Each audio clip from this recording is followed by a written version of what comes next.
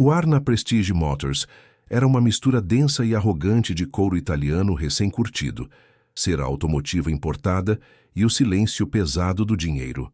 No centro do salão de mármore negro, iluminada por um foco de luz solitário como uma peça de museu, repousava uma transmissão de titânio, uma obra de arte da engenharia mecânica para um carro de corrida vintage.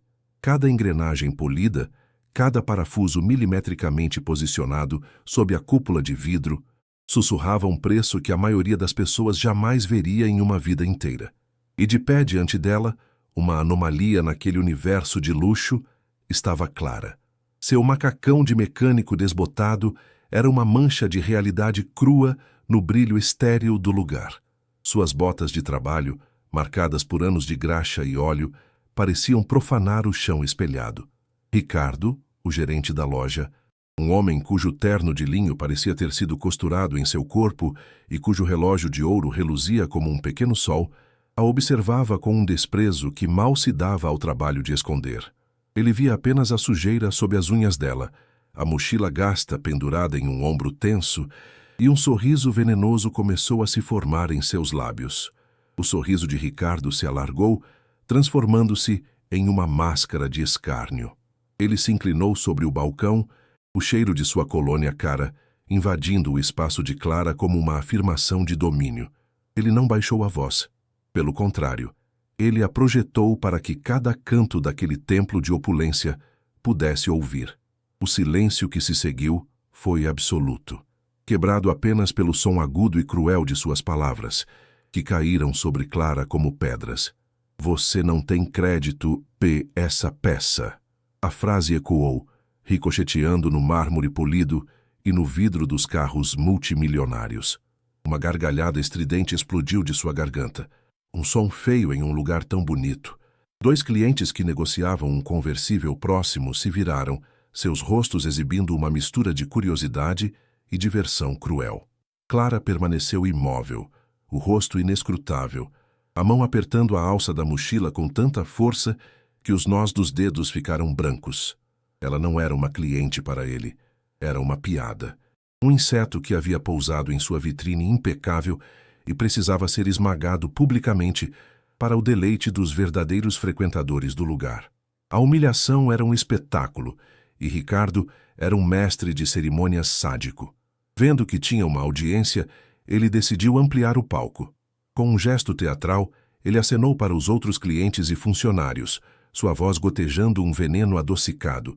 Senhores, por favor, um momento de diversão. Esta moça... Ele fez uma pausa, saboreando a palavra com deboche. Insiste que pode adquirir a transmissão HKS-7, uma peça única no continente, como sabem. Uma pequena multidão começou a se formar, atraída pelo drama como mariposas para uma chama. Sorrisos condescendentes se espalharam pelos rostos bem cuidados. Ouviu-se o som de risadinhas abafadas, de comentários sussurrados que cortavam o ar como navalhas. Clara estava agora em uma ilha, cercada por um mar de arrogância e preconceito. Cada olhar era um peso, cada riso uma chibatada. Ela sentia o calor subir por seu pescoço, a queimação da vergonha pública. Mas seus olhos permaneceram fixos na peça de titânio, a única coisa naquele salão que não a julgava. A chave para a vida de seu pai. Para todos ali, a história havia chegado ao seu clímax patético. Uma garota pobre e suja, ousando sonhar acima de sua posição, sendo brutalmente colocada em seu devido lugar por um homem que personificava o poder e o status. A cena era um conto de advertência, uma reafirmação da ordem natural das coisas naquele microcosmo de riqueza. Ricardo se deleitava com seu triunfo, o peito estufado, esperando que ela finalmente se quebrasse, que as lágrimas de humilhação começassem a rolar para completar sua diversão. Mas ele não viu. Ninguém ali viu. O tremor quase imperceptível em sua mão não era de medo, mas de uma raiva fria e concentrada. O brilho em seus olhos não era de lágrimas iminentes, mas da luz de 1000 diagramas técnicos, de noites em claro decifrando manuais em alemão e japonês. Eles riram de suas roupas sujas, sem saber que a graxa era a medalha de honra de um conhecimento que eles jamais poderiam comprar. A humilhação era o combustível, e a mente de Clara era a ignição. Aquele foi o momento em que a justiça cósmica começou a tecer seu roteiro. E o mundo de Ricardo estava prestes a ser virado de cabeça para baixo. Até que ela falou: antes de continuarmos esta jornada de vingança e justiça, queremos saber de onde você nos assiste. Deixe o nome da sua cidade nos comentários para que possamos te mandar um abraço especial e saber até onde nossas histórias de superação estão chegando. Se você, assim como nós, acredita que a verdadeira genialidade não tem classe social e que o conhecimento é a maior arma contra a arrogância, inscreva-se agora mesmo no canal e ative o sininho.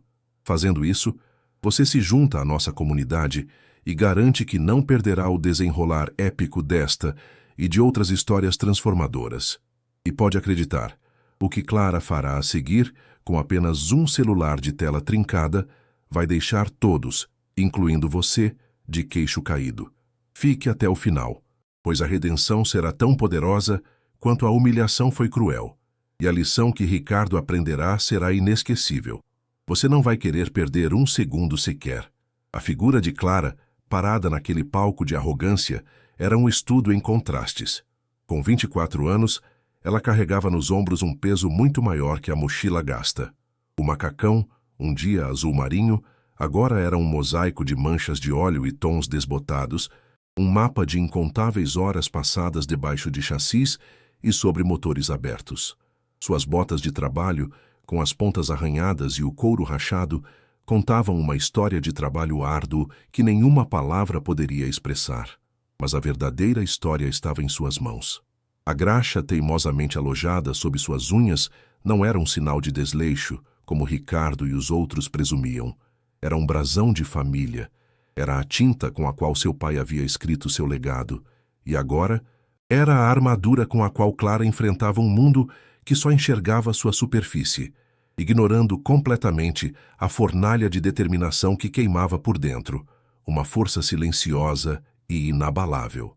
Sua motivação era a mais nobre e desesperada de todas: o amor por seu pai. Seu pai, Antônio, fora uma lenda no circuito de mecânicos clássicos. Um homem cujas mãos podiam ouvir um motor, diagnosticar uma falha de ignição pelo cheiro da fumaça, ou prever o desgaste de um pistão pelo timbre de sua vibração. Clara, órfã de mãe desde muito pequena, não cresceu com bonecas, mas com chaves de boca e torquímetros. A oficina empoeirada e cheirando a gasolina não era um lugar proibido. Era seu playground, seu santuário. Antônio não lhe ensinou apenas a consertar carros. Ele lhe ensinou a entendê-los como organismos vivos, a respeitar a complexa dança da física e da química que acontecia sob o capô. A oficina era seu lar, e o conhecimento de seu pai, sua verdadeira herança, muito mais valiosa do que qualquer quantia em dinheiro que eles jamais tiveram. Mas essa lenda agora estava desmoronando. Uma doença degenerativa cruel e implacável havia roubado a força daquelas mãos mágicas, confinando Antônio a uma cama, seu corpo traindo a mente, que permanecia afiada como sempre. A mesma doença ameaçava tomar suas pernas, e os médicos falavam em amputação com uma frieza clínica que apunhalava o coração de Clara todos os dias. A visão de seu herói, o homem que erguia blocos de motor como se fossem brinquedos, agora incapaz de segurar um copo de água, era a fonte de uma dor lancinante e, ao mesmo tempo, de uma determinação feroz. A fraqueza dele se tornou a força dela. Cada gemido de dor que ele soltava durante a noite era um novo tijolo na muralha de sua resolução. Ela não iria permitir que ele desaparecesse em silêncio. Ela lutaria por ele com a única arma que possuía.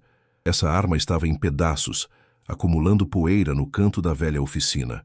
Um carro de corrida clássico, uma relíquia dos anos 70 que fora o projeto da vida de Antônio. Era mais do que metal, vidro e borracha. Era a sinfonia inacabada de seu pai. Anos de trabalho meticuloso, peças garimpadas em ferros velhos e feiras de antiguidades. Tudo para recriar uma máquina lendária. A doença interrompeu o projeto quando faltava apenas uma peça crucial para que o coração do carro, seu motor complexo, pudesse voltar a rugir. Para Clara, aquele carro empoeirado e desmontado era um espelho da condição de seu pai, uma obra-prima quebrada, esperando por um milagre para ser restaurada, e ela estava determinada a ser esse milagre. Para ambos, o carro não era apenas um projeto, tornou-se um plano de resgate. O plano era audacioso, nascido do desespero e do amor. Um colecionador recluso, um antigo rival e admirador de Antônio, havia feito uma promessa anos antes. Se o carro fosse restaurado à sua glória original, ele o compraria por um valor que mudaria suas vidas. Esse valor não era para luxos ou conforto.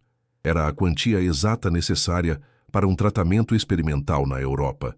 Uma nova terapia genética que representava a única e última esperança de deter o avanço da doença de seu pai. Era uma chance, uma luz no fim do túnel.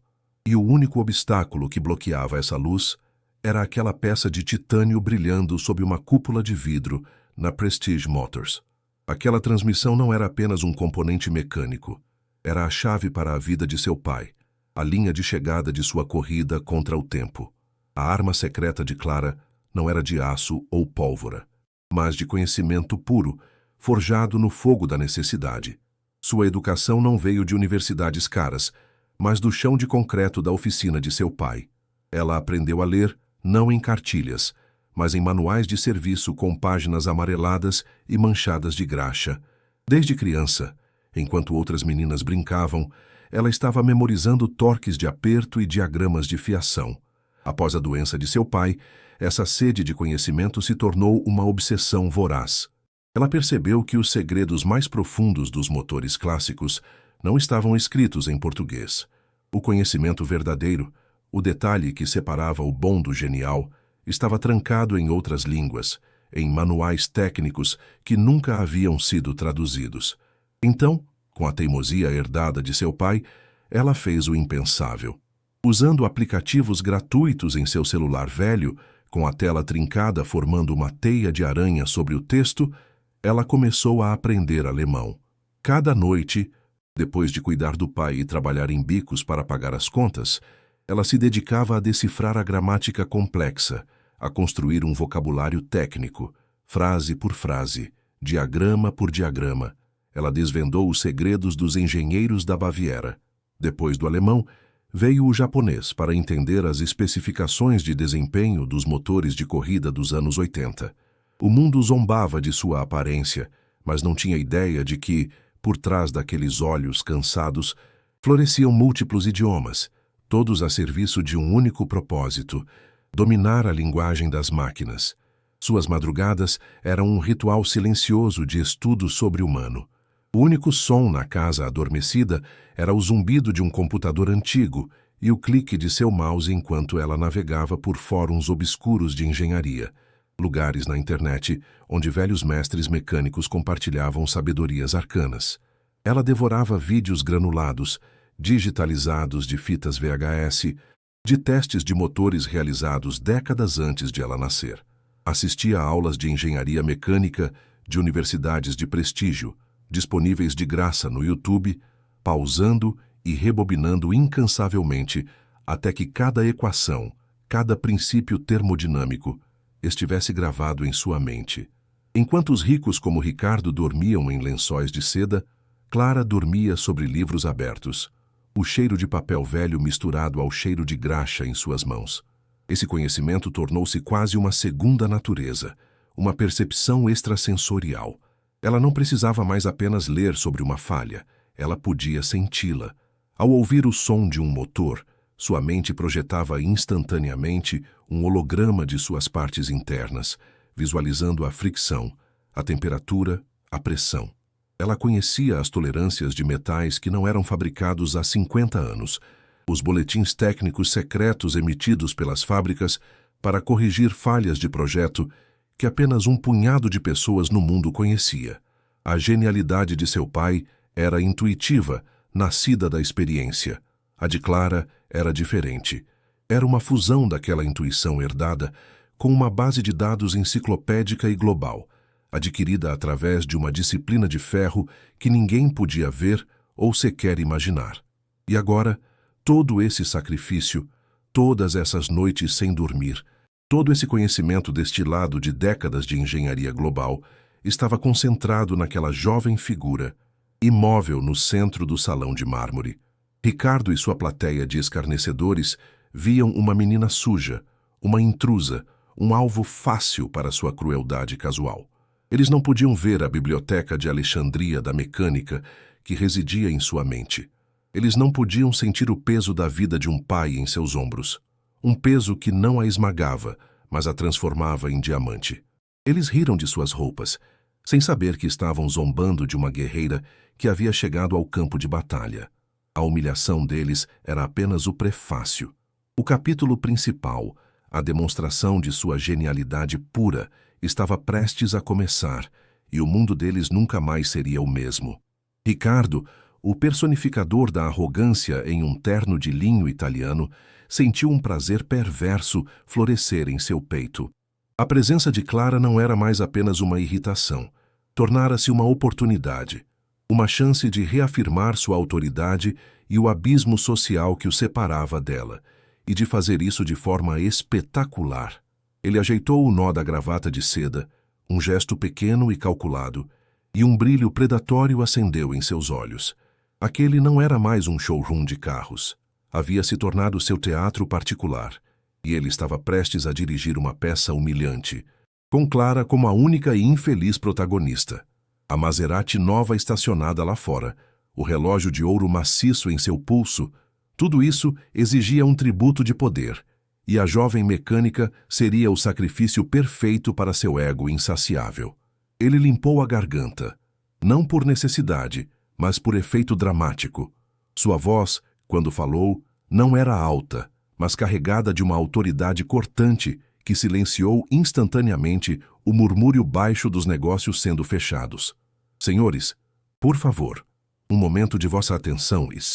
Ele projetou a voz com a precisão de um ator experiente, garantindo que cada cliente rico, cada socialite entediada e cada funcionário subserviente ouvisse.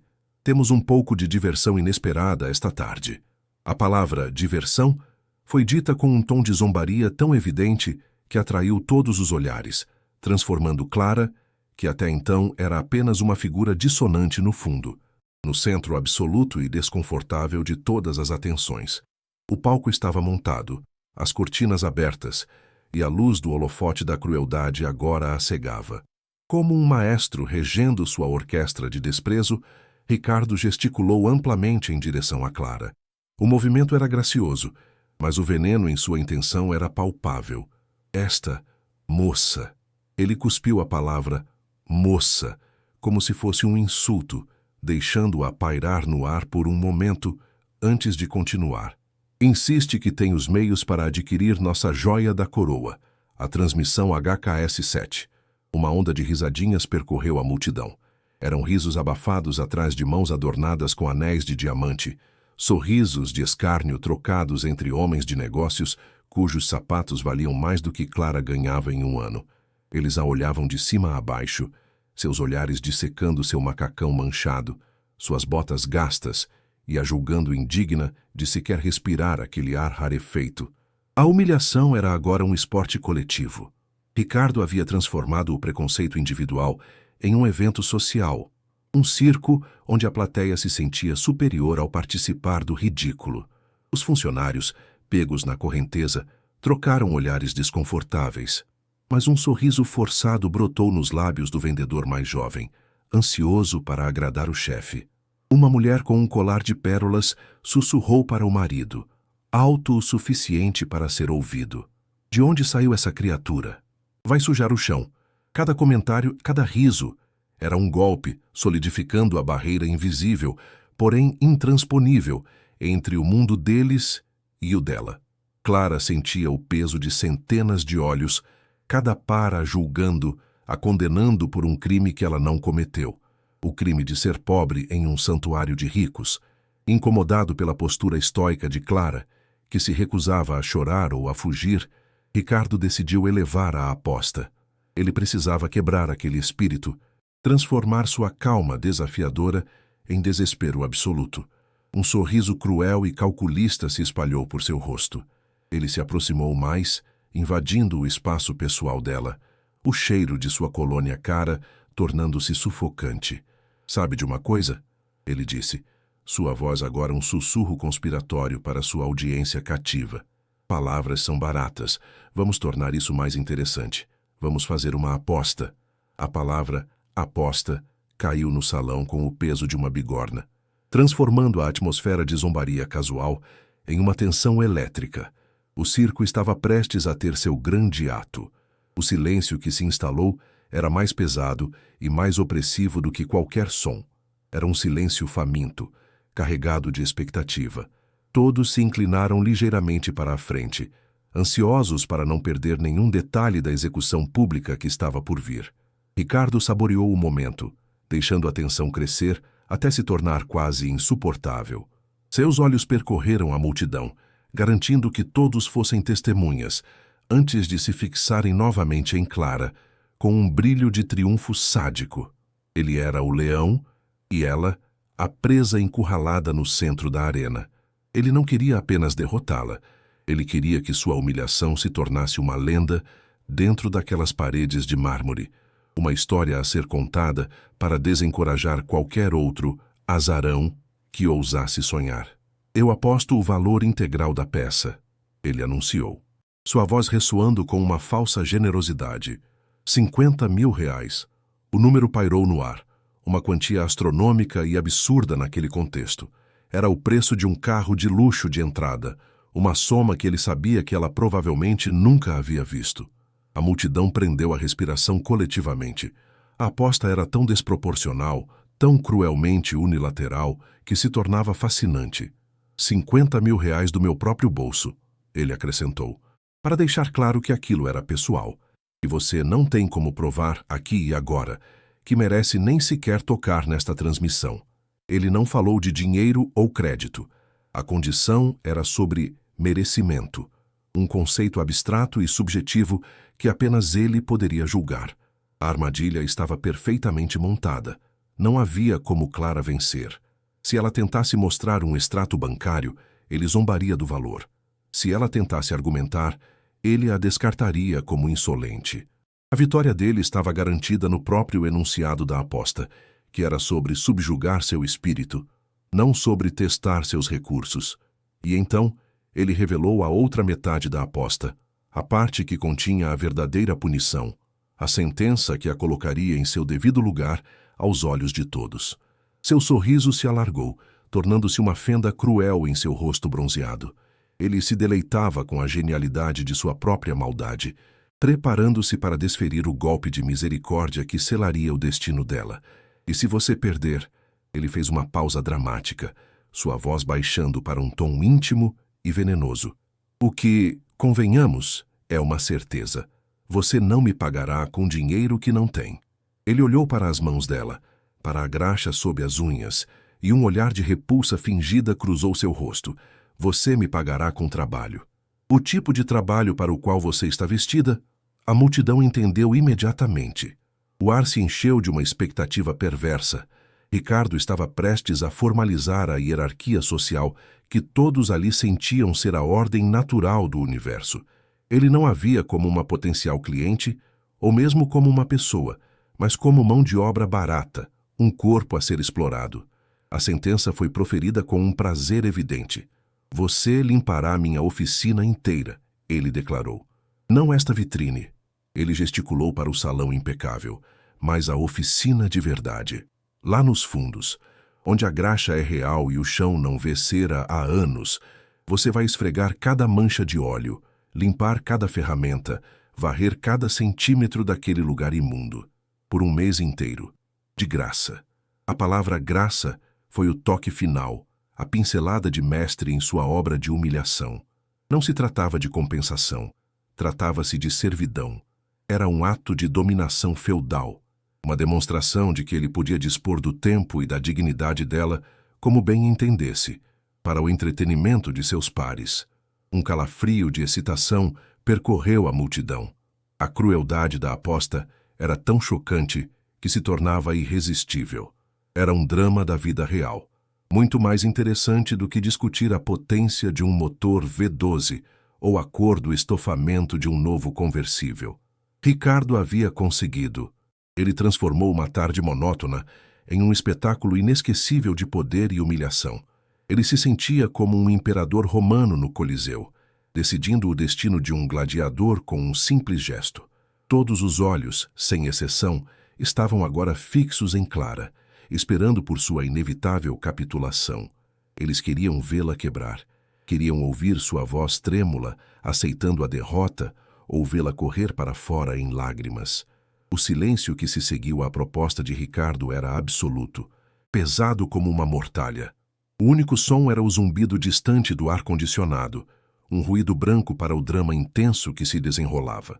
Clara sentiu a pressão esmagadora de dezenas de olhares, cada um esperando sua queda. A vergonha era uma onda quente subindo por seu corpo, ameaçando afogá-la. Por um instante, o rosto cansado de seu pai piscou em sua mente. A imagem de sua esperança, dependendo daquela peça, daquele momento. A humilhação era um fogo que queimava sua pele, mas a imagem de seu pai era um escudo de gelo em seu coração, extinguindo o medo e forjando algo novo em seu lugar. Ela ergueu a cabeça lentamente. O tremor em suas mãos havia parado. A vulnerabilidade em seus olhos foi substituída por uma frieza cortante, uma calma que era muito mais intimidante do que qualquer explosão de raiva. Seus olhos, que antes estavam fixos na transmissão, agora se ergueram e encontraram os de Ricardo. Não havia súplica neles, não havia medo. Havia apenas uma profundidade insondável de conhecimento e uma resolução tão dura quanto o titânio na peça que ele usava para humilhá-la. A plateia esperava lágrimas, mas o que viram foi o brilho de uma lâmina sendo desembainhada. A mudança em sua postura foi sutil, mas eletrizante. Ela não se encolheu. Pelo contrário, pareceu crescer, sua espinha se endireitando como se estivesse sustentada por uma força invisível. O ar ao seu redor pareceu mudar, a energia da vítima se dissipando e sendo substituída por uma aura de controle silencioso. Ricardo, o mestre do circo, sentiu um primeiro e minúsculo calafrio de incerteza. A presa não estava se comportando como deveria. Ele esperava um cordeiro a caminho do abate, mas o olhar que o encontrou era o de um lobo que havia sido subestimado. O jogo que ele pensava ter vencido estava, na verdade, apenas começando. O silêncio pesado e expectante continuou, mas sua natureza mudou. Não era mais a espera pela humilhação de Clara, mas uma curiosidade atônita sobre o que ela faria a seguir. Ricardo manteve seu sorriso arrogante, mas uma pequena ruga de impaciência se formou entre suas sobrancelhas. A calma dela o desequilibrava, com uma lentidão deliberada que desafiava a urgência do momento. Clara ignorou completamente a aposta e a multidão. Seu movimento foi fluido e preciso, como o de um cirurgião pegando um bisturi. Ela enfiou a mão no bolso de seu macacão surrado, o tecido grosso fazendo um som áspero, e de lá tirou não uma carteira, mas um objeto que fez Ricardo soltar uma gargalhada debochada. Um celular antigo, com a tela cruzada por uma teia de aranha de rachaduras. "Vai ligar para o seu papai?" Ricardo zombou, sua voz ecoando a crueldade da multidão, que riu em uníssono. Para eles, aquele celular com a tela trincada era o símbolo final e patético de sua derrota. O gesto era tão absurdo naquele ambiente de fibra de carbono e couro, Connolly, que beirava o cômico. Uma menina suja, sem um centavo, prestes a fazer uma ligação inútil como seu último ato de desafio. Eles viram a teia de aranha no vidro do aparelho e riram, sem perceber que aquela teia havia capturado mais conhecimento técnico do que todos eles juntos jamais poderiam comprar. Cada toque de Clara na tela rachada não era um ato de desespero, mas o início de uma cirurgia de precisão em escala global. E o coração arrogante daquela concessionária era o paciente prestes a ser operado, sem anestesia. Com uma calma que era uma ilha de serenidade em um oceano de escárnio, Clara ignorou a zombaria. Seu polegar deslizou pela tela, encontrando um número na sua lista de contatos. Um número longo, com um código de país que ninguém ali reconheceu. Ela pressionou o ícone de chamada. O som dos toques de discagem internacional cortou o ar. Um som estranho e alienígena naquele lugar. Cada bip eletrônico Parecia uma batida de um relógio da contagem regressiva para o julgamento de Ricardo. Ele ainda sorria, mas seu sorriso estava congelado, uma máscara de arrogância que começava a rachar nas bordas. A chamada foi atendida. Uma voz masculina, ríspida e eficiente, respondeu do outro lado da linha, em alemão. O silêncio na Prestige Motors tornou-se absoluto, denso e pesado. Então, Clara falou, e o mundo de todos ali presentes se inclinou em seu eixo, não em português, não com uma voz trêmula ou suplicante. Ela respondeu em um alemão técnico, fluido e impecável, com uma autoridade que parecia impossível vindo daquela figura franzina em um macacão desbotado. As palavras eram um mistério para a plateia, um código secreto de fonemas guturais e substantivos compostos. Mas o tom era universalmente compreendido. Não era o tom de um pedido, era o tom de um diagnóstico. Era a voz de uma especialista informando um subordinado de um erro crítico. O queixo de Ricardo caiu lentamente, sua boca se abrindo em um "o" de pura incredulidade. A multidão parou de rir. Os sussurros morreram. Todos os olhos estavam arregalados, tentando processar a dissonância cognitiva à sua frente. Enquanto a plateia ouvia apenas uma língua estrangeira, a narrativa em seus ouvidos, se pudessem entendê-la, seria devastadora. Clara não pedia a peça. Ela descrevia, com precisão cirúrgica, uma falha de projeto microscópica na transmissão HKS-7 que estava sob a cúpula de vidro. O desalinhamento axial de 0,02 milímetros no eixo de cisalhamento, sua voz era calma, causa uma vibração harmônica ressonante quando a rotação excede as 8.000 rotações por minuto. Ela não estava citando um manual. Ela estava expondo um segredo industrial. Ela falava como se tivesse projetado a peça ela mesma, como se pudesse ver com seus próprios olhos a interação defeituosa dos átomos de titânio sob estresse extremo, um defeito que 20 engenheiros alemães não conseguiram encontrar.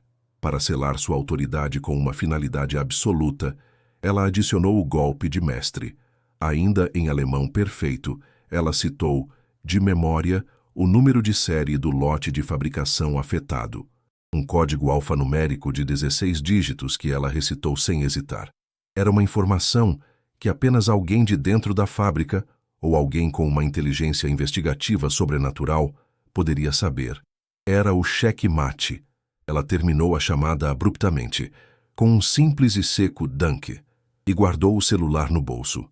O silêncio que se seguiu foi diferente. Não era mais um silêncio de zombaria. Era um silêncio atônito. O silêncio de um mundo que parou de girar.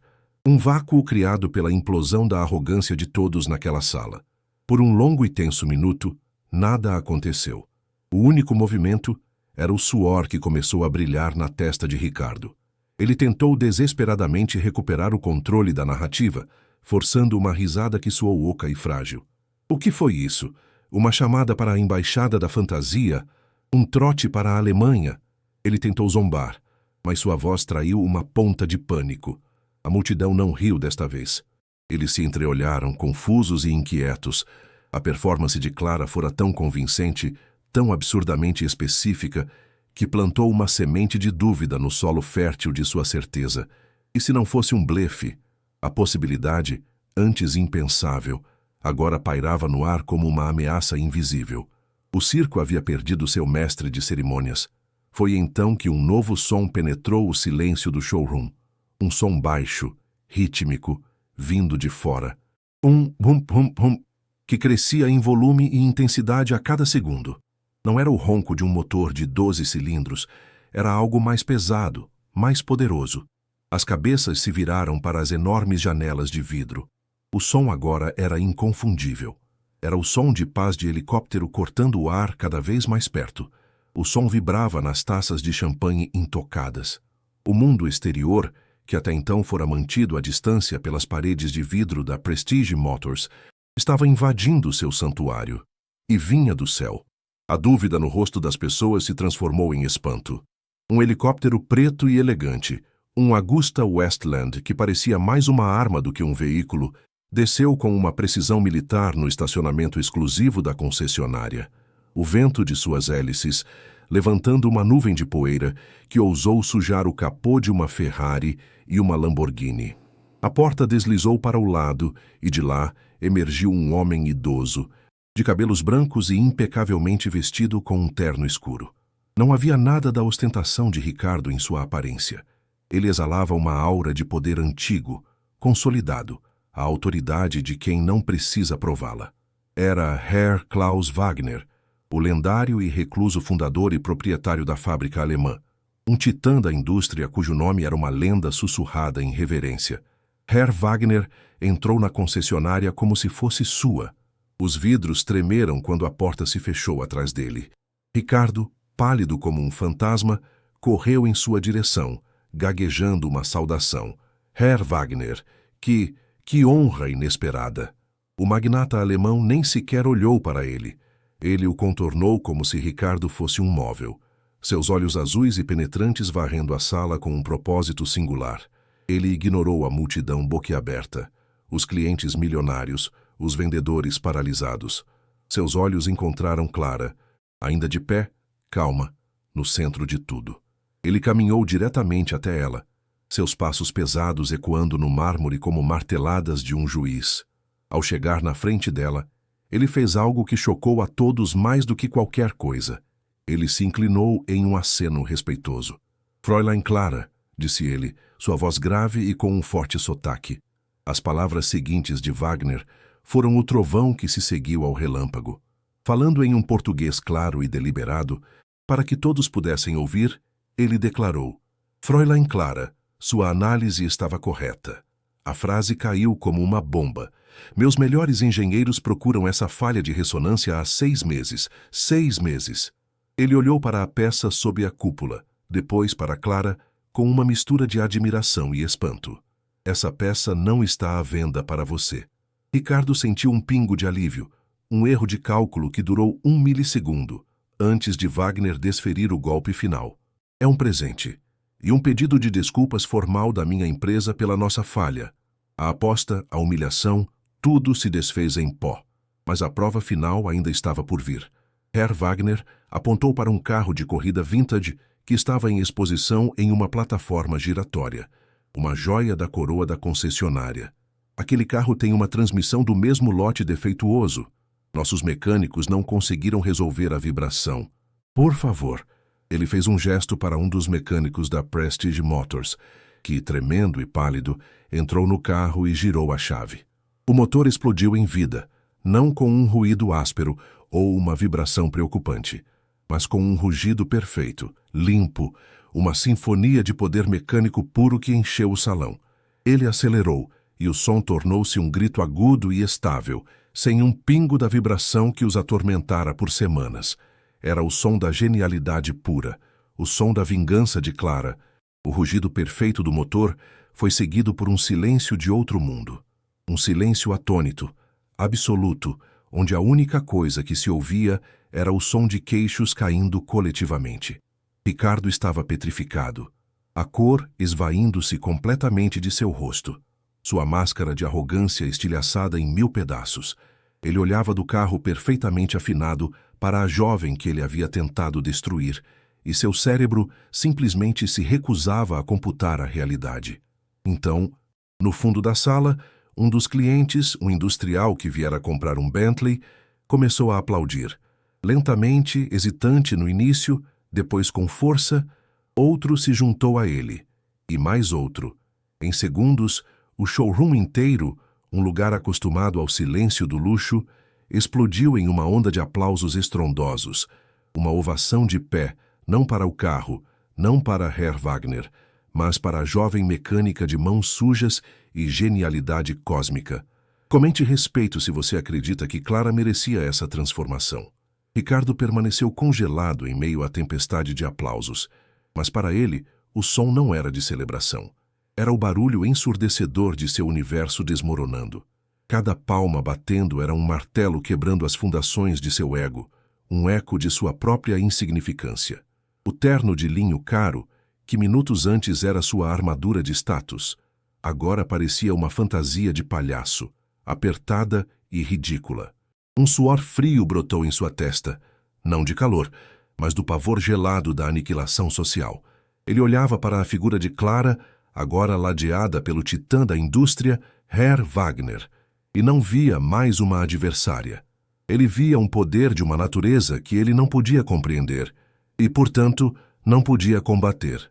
Sua mente, antes tão ágil em calcular margens de lucro e hierarquias sociais, estava em curto-circuito, incapaz de processar a cena em que ele, o rei daquele castelo de mármore, havia se tornado um espectador invisível em sua própria coroação de fracasso. O mundo dele havia se tornado um palco, e ele era o único que não conhecia as falas. A voz de Herr Wagner, embora não fosse dirigida a ele, cortou o zumbido em seus ouvidos com a precisão de um bisturi. O velho magnata olhava para Clara com uma admiração quase paternal, um brilho de melancolia em seus olhos azuis. "Ela me lembra minha filha, Anja", disse Wagner, sua voz carregada de uma dor antiga. Tinha o mesmo dom, a mesma paixão pelas entranhas das máquinas. Perdemos ela em um acidente, uma falha mecânica que ninguém conseguiu diagnosticar a tempo. Cada palavra, dom, paixão, falha mecânica, foi uma bala de canhão que atingiu Ricardo em cheio. A menção de uma filha perdida com a mesma paixão que ele acabara de ridicularizar em Clara não foi apenas uma coincidência trágica. Foi um espelho. Um espelho sujo e rachado, que o forçou a encarar um reflexo que ele passara anos enterrando sob camadas de cinismo e dinheiro, a imagem de sua própria e imperdoável crueldade. A palidez em seu rosto deu lugar a uma máscara de horror e reconhecimento. A imagem de outra mulher surgiu em sua mente, tão vívida que ele cambaleou para trás como se tivesse levado um soco. Não Anja, mas Helena, sua esposa. Ele a via não como em suas últimas fotos, elegante em jantares de negócios, mas como ela era no início, radiante, com o cabelo preso para trás, o rosto manchado de graxa e um sorriso de pura alegria enquanto ajustava o carburador de um velho avião monomotor. Helena era uma piloto amadora talentosa, uma mecânica por instinto, e ele a destruiu. Ele se lembrou de suas próprias palavras venenosas, chamando a paixão dela de hobby sujo, ridicularizando suas mãos sujas de óleo, insistindo que a esposa de um homem em sua posição deveria se preocupar com galerias de arte, não com velas de ignição. Ele havia esmagado o espírito dela com o peso de sua própria ambição, forçando-a a escolher entre seu amor e sua paixão, até que ela não teve mais nenhum dos dois. Naquele instante, ele viu. Clara não era apenas uma garota, ela era o fantasma de Helena, o espírito que ele assassinara, voltando para julgá-lo. A represa de décadas de negação e dor reprimida finalmente se rompeu. A estrutura de arrogância que Ricardo construiu meticulosamente ao longo de sua vida, tijolo por tijolo de desprezo e status, ruiu em pó. Um som gutural e animalesco escapou de sua garganta. Um soluço que era parte dor, parte pavor. A primeira lágrima que rolou por sua bochecha bronzeada não foi uma lágrima de tristeza, mas de ácido, queimando um caminho através de sua máscara de indiferença. Seu corpo começou a tremer incontrolavelmente, os ombros largos curvando-se, sob o peso invisível de sua falha monumental. Ele olhou para Clara, e pela primeira vez, a viu de verdade. A luz em seus olhos, a confiança tranquila em suas mãos, a paixão pura que não pedia permissão para existir. Era a mesma luz que ele havia extinguido nos olhos de Helena. A consciência de seu crime contra o amor, contra o talento, contra a vida, o esmagou completamente, deixando-o nu e indefeso no centro de seu próprio coliseu em ruínas. Com a voz embargada, quebrada por soluços que ele não conseguia mais conter, Ricardo começou a falar. As palavras saíram em um fluxo desordenado, uma confissão pública que ninguém esperava e que ninguém jamais esqueceria. Minha esposa, ele engasgou, a voz quase inaudível, mas no silêncio atônito da sala, cada sílaba ecoava como um trovão. Ela amava isso, a graxa, os motores. Ela tinha esse mesmo brilho nos olhos. Ele não olhava para ninguém em particular. Seu olhar perdido nas memórias dolorosas que agora o assaltavam. E eu a chamei de suja. Eu disse que isso era indigno. Eu a fiz escolher entre eu e o céu, e ela ficou no chão, comigo. E morreu um pouco a cada dia. A multidão, antes hostil a Clara, agora olhava para Ricardo com uma mistura de pena e horror. Ele estava se desnudando, expondo sua alma apodrecida para que todos vissem, em um ato desesperado de expiação. A rendição foi total. Com os olhos cheios de lágrimas, Ricardo finalmente focou em Clara, a jovem que havia se tornado o catalisador de sua dolorosa epifania. Ele deu um passo à frente, depois outro, seus sapatos italianos caros parecendo estranhamente pesados. A multidão se abriu para ele, criando um caminho entre o pecador e sua improvável redentora. Quando ele chegou a poucos metros dela, ele não hesitou. Em um ato que chocou o salão mais do que o helicóptero ou o diagnóstico genial, Ricardo, o homem do Rolex de ouro e do terno de linho, caiu de joelhos no chão de mármore frio. O som seco de seus joelhos batendo na pedra ecoou pelo silêncio. Ele baixou a cabeça. Um rei destronado, se curvando não a um poder maior, mas a um valor maior. Perdão, ele sussurrou, a voz quebrada pela vergonha. Não pela aposta estúpida, mas pela minha cegueira. Eu não vi você. Eu vi meu próprio fracasso, minha própria crueldade. Perdoe-me por ter tentado apagar sua luz, como eu apaguei a dela. 10 meses depois, a velha oficina empoeirada de Antônio Alves não existia mais. No seu lugar, erguia-se uma estrutura de vidro e aço escovado, moderna e imponente, com uma placa de titânio polido na entrada que dizia Centro de Inovação Mecânica Wagner Alves. O cheiro de óleo rançoso e poeira secular fora substituído pelo aroma limpo de metal recém-usinado e pelo zumbido silencioso de servidores e impressoras 3D.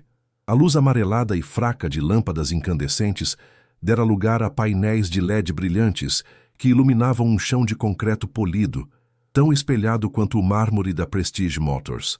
Não era mais um lugar de reparos, mas um laboratório de criação, um santuário para o futuro da engenharia, nascido das cinzas de uma humilhação pública e forjado pela genialidade de uma única mulher.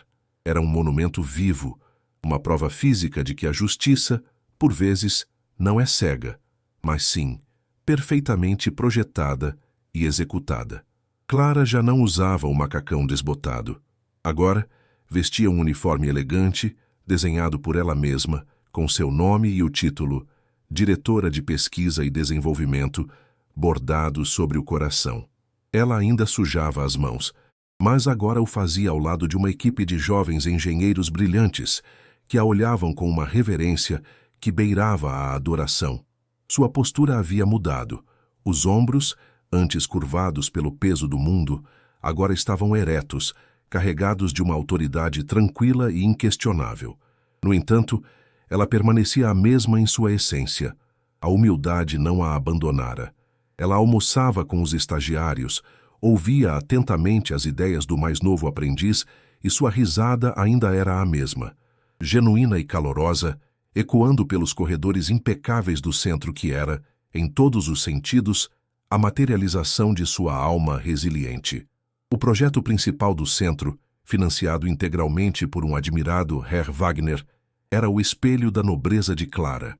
Em vez de focar em carros de luxo ou componentes de corrida para os ricos, sua equipe se dedicava a um desafio muito maior, o desenvolvimento de próteses mecânicas de baixo custo e alta performance.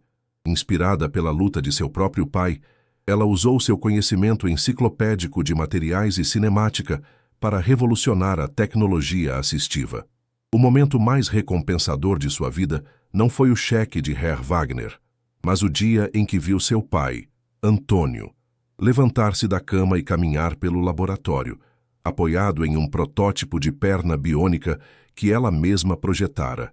As lágrimas que correram pelo rosto do velho mecânico, de gratidão e orgulho, eram um prêmio que dinheiro nenhum no mundo poderia comprar. O lendário carro de corrida clássico, a sinfonia inacabada de seu pai, agora estava completo. Restaurado à perfeição, sua pintura vermelha brilhava sob os holofotes do saguão de entrada do centro. Estava posicionado em uma plataforma giratória, exatamente como o carro de exposição na Prestige Motors. Mas havia uma diferença fundamental. Não estava à venda. Uma pequena placa de latão ao lado dizia: símbolo de que a maior engrenagem de qualquer projeto é a determinação movida pelo amor. O colecionador que prometera comprá-lo tornou-se um dos patrocinadores do projeto de próteses, insistindo que o verdadeiro valor do carro não estava em sua garagem, mas ali, como inspiração para todos que entrassem, um lembrete constante de que uma herança de conhecimento é mais valiosa que qualquer herança material. No coração pulsante do novo centro, uma cena extraordinária se desenrolava todas as noites. Clara, cumprindo uma promessa que fizera a si mesma, fundou um curso noturno totalmente gratuito para jovens de baixa renda da comunidade, ensinando os fundamentos da mecânica moderna. E entre os alunos, destacava-se uma figura improvável, Ricardo, o ex-gerente da Prestige Motors. Com quase o dobro da idade dos outros, ele se sentava na primeira fila, um caderno na mão. Seus olhos, antes cheios de arrogância, agora brilhavam com uma fome humilde por conhecimento. Ele não estava ali por obrigação. Após ser demitido, ele procurou Clara e implorou por uma chance de aprender, de se redimir não com palavras, mas com a dedicação de um verdadeiro aprendiz. A transformação de Ricardo era a prova viva da justiça cósmica. Ele, que havia zombado das mãos sujas de Clara, agora encontrava um propósito genuíno em limpar ferramentas e organizar peças. Durante o dia, ele trabalhava como zelador do centro, uma posição que ele aceitou com gratidão, e à noite absorvia cada lição com uma intensidade que surpreendia a todos. O Rolex fora vendido para pagar dívidas e o terno de linho substituído por um macacão simples, idêntico ao dos outros alunos. Um sorriso genuíno, algo que ninguém jamais vira em seu rosto antes, aparecia quando ele finalmente entendia o funcionamento de um diferencial ou o princípio de um turbocompressor. Ele estava redescobrindo a paixão que o dinheiro e o status haviam roubado dele décadas atrás. Herr Wagner tornou-se uma figura constante no centro. Ele não era apenas um financiador distante, era um mentor e um colaborador. Pelo menos uma vez por mês, seu helicóptero pousava suavemente no pátio, e o velho titã passava horas trancado no laboratório com Clara. Eles não falavam de negócios, mas de engenharia, debatendo sobre ligas metálicas experimentais e teorias de dinâmica de fluidos. Para Wagner, Clara não era uma protegida, era uma colega, uma igual. A filha que ele perdeu, Anja, havia encontrado uma sucessora espiritual, e ao investir em Clara, ele sentia que estava honrando a memória de sua filha da maneira mais significativa possível, transformando sua dor pessoal em uma fonte de inovação e esperança para o mundo. O impacto do Centro Wagner Alves na comunidade foi transformador. Jovens que antes viam o tráfico ou subempregos como seu único destino, agora faziam fila para se inscrever no curso de Clara. A oficina, que era um símbolo de luta solitária, tornou-se um farol de oportunidade coletiva. Ela não apenas quebrou o teto de vidro para si mesma, ela construiu uma escada para que outros pudessem subir com ela. Os mesmos vizinhos que antes olhavam com pena para a garota da oficina, agora apontavam com orgulho, contando a história de como a menina quieta e suja de graxa se tornou uma lenda, provando a todos que o talento não tem CEP nem classe social. Ela não apenas venceu o sistema que a oprimiu, ela criou um novo sistema em seu lugar. A lenda de Clara se espalhou pelo mundo dos carros de elite como um incêndio. Um dia, um Rolls-Royce Phantom parou em frente ao centro.